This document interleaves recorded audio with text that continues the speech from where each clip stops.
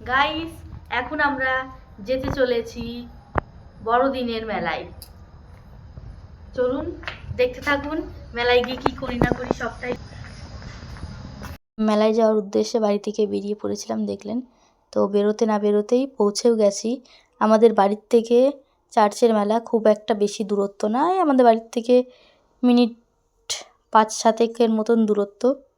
তো আমরা আসার পরে আমাদের গাড়িটি গ্যারেজ করে মেলার ভেতরে ঢুকছি।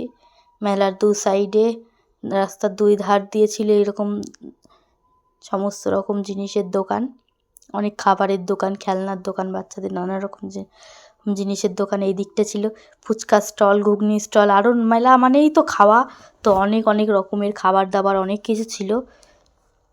আমরা সোজা এগিয়ে যাচ্ছি। আমরা এসেছিলাম অনেকটাই রাতে, রাত প্রায় 9টা মতন বেজে গেছিলো, কিন্তু তবুও কত লোকের ভিড়, যেন মনে হচ্ছে এখনও সন্ধ্যা 6টা। এত ভিড়, আমরা সামনে আগাতেই পারছিলাম না প্রথমের দিকে। তারপরে একটু মাঝে 2-1 ফোঁটা বৃষ্টি হয়েছিল, তখন একটু ভিড় কমে গেছিলো। ও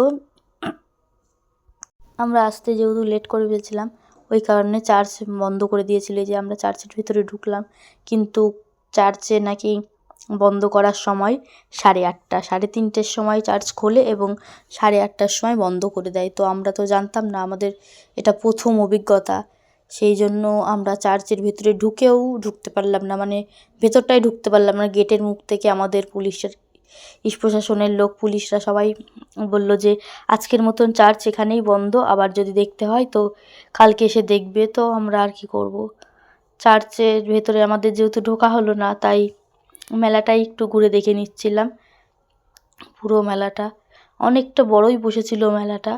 আমাদের বাড়ির এখানেই খুব কাছেই হবিবপুরে, হবিবপুর চার্চ অনেকেই চেনেন, অনেকেই এসেছিলেনও হয়তো আমাদের চেনা জানার মধ্যেও। নানান রকমের খেলনার দোকান, বাচ্চাদের কত সুন্দর সুন্দর। আমাদের মাম্মাম যেহেতু ছোট, তো ওর জন্য একটা সুন্দর ওর খেলনা নেওয়া দরকার। যেহেতু মেলায় এসেছি, ওকে রেখে, ওকে ঘুম পাড়িয়ে রেখে, তো সেই জন্য আমরা একটু খোঁজাখুঁজি করছি যে মাম্মামের এর মতন কোনো একটা ছোট্ট, মানে ওর উপযুক্ত কোনো খেলনা যদি চোখে পড়ে সেটা তো নিয়ে যেতে হবে। তো অনেকটা ঘোরাঘুরি করার পরে অবশেষে আমরা একটা খেলনার দোকানে পৌঁছে গেলাম, যেখানে এসে কিনা আমার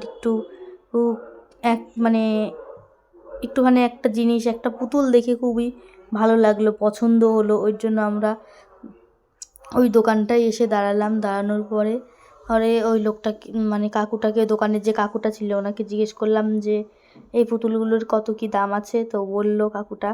তো আমরা ওই পুতুলগুলো, ওখানে অনেকগুলোই ছিল, ওর মধ্যে একটা পরি ছিল পুতুলটা। ওই পরিটাকে একটা সুন্দর দেখে পরি বেছে নিলাম। তো আমাদের মেলা ঘোরা প্রায় শেষের দিকে। আমাদের সব কিছু ঘোরাঘুরি, কেনাকাটি, খাওয়া দাওয়া সবই হয়ে গেছে। এখন আমরা আস্তে আস্তে, রাতও অনেকটা পরিমাণে হয়ে গেছে ঠান্ডার মধ্যে, মামামকে রেখে এসেছি, বেশি লেট করব না, বাড়ির দিকে রওনা হয়ে যাব।